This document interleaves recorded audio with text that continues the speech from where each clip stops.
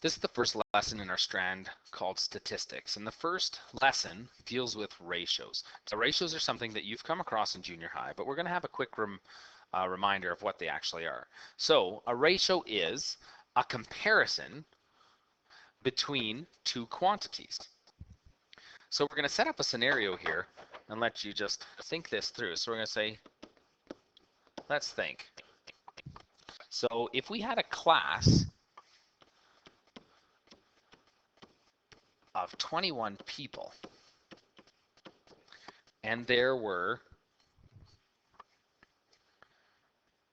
7 boys and 14 girls. We could use this information to talk about some kind of ratios. So let's set up a ratio. And I'm going to say the first ratio I want you to think about is write a ratio that demonstrates the amount of girls to boys. So girls to boys, there are 14 girls to the 7 boys. There's a ratio. It's comparing the amount of girls to the amount of boys. Now this could be simplified, just like a fraction. I could divide 14 by 7 and I get 2, and divide 7 by 7 and I get 1. So the ratios of boys to girls in this class is 14 to 7. There's 14 girls for every 7 boys, or more simply, there's 2 girls for every 1 boy in that class. And we could change this up and look at a different type of ratio. We could say, what's the ratio of boys to girls? Well, boys to girls, we could write that as there's 7 boys to the 14 girls. Another way a ratio can be written, it can be written and it kind of looks like a fraction. We're saying there's 7 boys to 14 girls, which we could reduce this to a simplified ratio, which is 1 to 2. There's 1 boy for every 2 girls. We could talk about ratios of anything. We could talk about the ratios of the number of kids that have blue eyes compared to brown eyes. Or we could talk about, in a fruit basket, the number of apples there are to oranges. It's just comparing 2 different quantities. So then we'll move on to what a proportion is. Now a proportion obviously has something to deal with ratios, and a proportion is a statement of equality between any 2 ratios. So a simple example in this situation would be to say, here's a common ratio that you guys would witness in town, that the speed limit is 50 kilometers per hour. So you can go 50 kilometers in 1 hour. That's our speed. So that's a ratio comparing kilometers to hours. But to make this a proportion, we could say that's the same thing. Here's the equality part. That's the same thing as saying going 100 kilometers in 2 hours.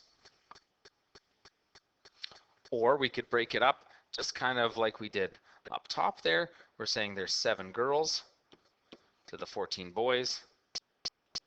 Or sorry, it was 7 boys to the 14 girls, which is the same thing as 1 boy for every 2 girls. So these make it a proportion. So now we're going to use this information to solve some simple questions on the next page. So example 1.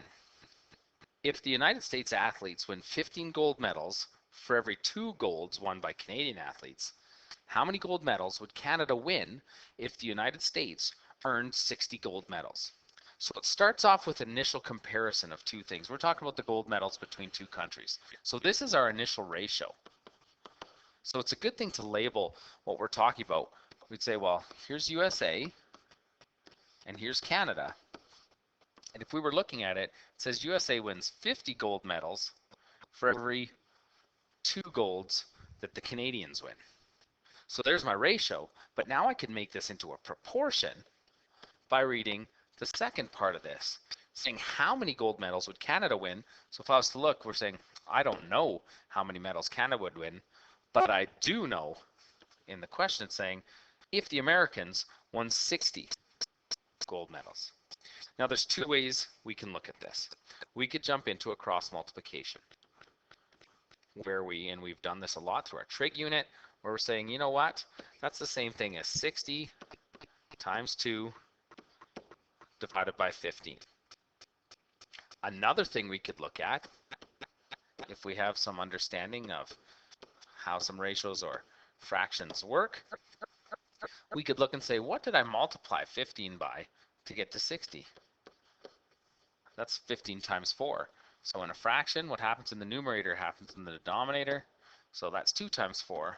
So that would give me 8, which this cross multiplication, just to prove it on the side as well over on our calculator, 60 times 2 divided by 15 is 8. So we could expect Canada to win 8 gold medals. So 8 golds for Canada based on this initial relationship or this ratio. The second example, a recipe for chili asks for the following ingredients: 56 ounces of tomatoes, 30 ounces of kidney beans, and 15 ounces, or I should add ounces in there, 15 ounces of corn. What's the ratio of corn to beans? And answer it in simplest form. So if we're looking, here's my corn, here's the kidney beans. So it does say corn to beans. So the order we put it is very important.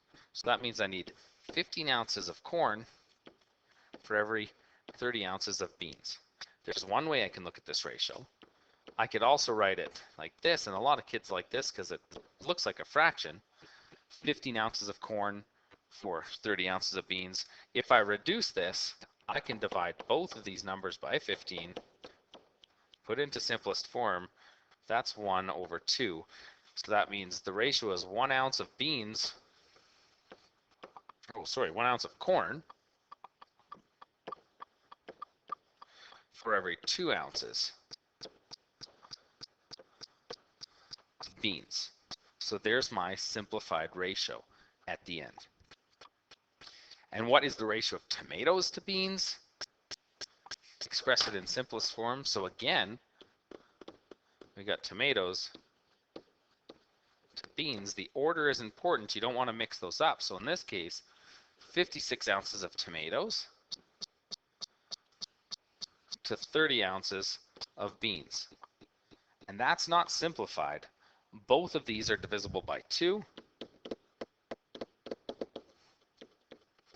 which gets me 28 to 15. I can examine these again to see if there's anything else divisible, and there isn't. So that means my ratio is 28 ounces of tomatoes for every 15 ounces of beans. So ratios and proportions can be used to solve different questions.